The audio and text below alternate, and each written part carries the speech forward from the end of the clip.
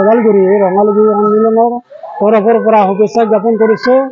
আমি ৩৬তম ওদালগুৰি ৰঙালী বিহু সন্মিলন 10 বহাগ আৰু 11 বহাগ দুদিনীয়া বৰ্ণাঢ্য কাৰ্যসূচীৰে উদযাপন কৰিবলৈ লৈছিলোঁ।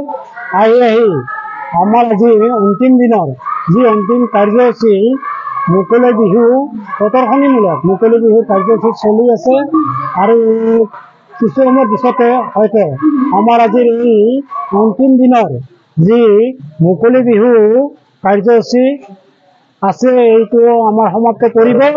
গতিকে সমূহ ৰাইজলৈ আমি এটাই ধন্যবাদ জ্ঞাপন কৰিছোঁ।